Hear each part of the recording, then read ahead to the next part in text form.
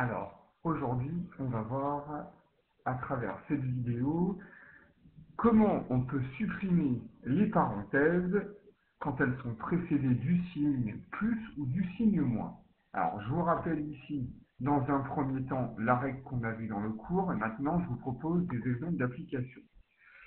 Ici, on voit que nous avons le signe plus qui précède notre parenthèse. Donc, si on suit la règle, on va ajouter ici chacun de ces termes en conservant le signe.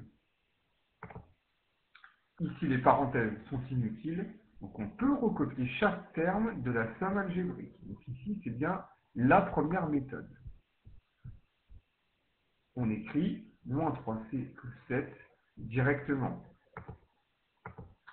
Deuxième exemple, où on a cette fois-ci plus devant notre parenthèse avec 11x moins 7x carré moins 2 qui se trouve dans la parenthèse. Ici, on applique la même règle.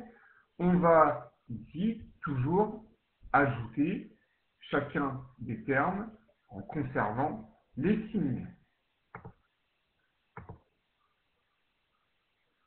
On n'oublie pas ici de remettre le signe plus devant le 11x dans le calcul et nous avons au final, en supprimant nos parenthèses, plus 11x moins 7x carré moins 2.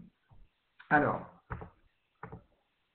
pour cette fois-ci, la deuxième règle, quand on doit soustraire une somme algébrique qui se trouve entre parenthèses, on a bien le signe moins qui se trouve devant nos parenthèses. Donc cette fois-ci, on va ajouter les opposés de chacun des termes.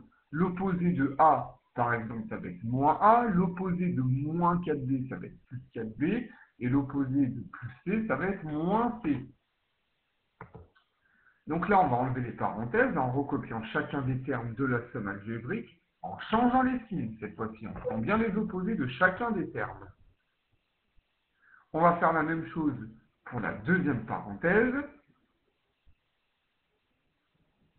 Ici, on n'oublie pas de mettre le plus.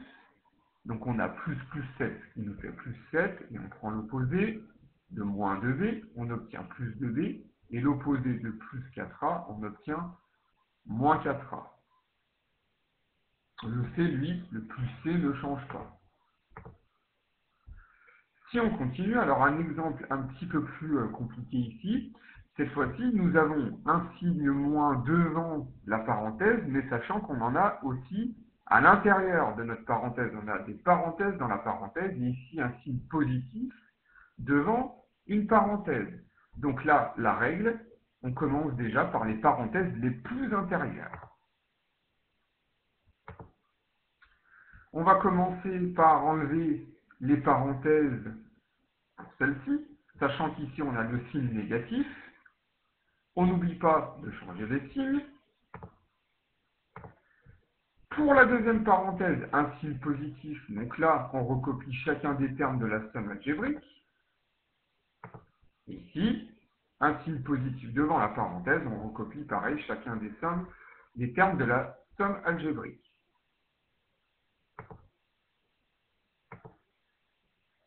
Et on obtient au final moins 4x plus 2 moins 3x carré plus 3x moins 5 après réduction.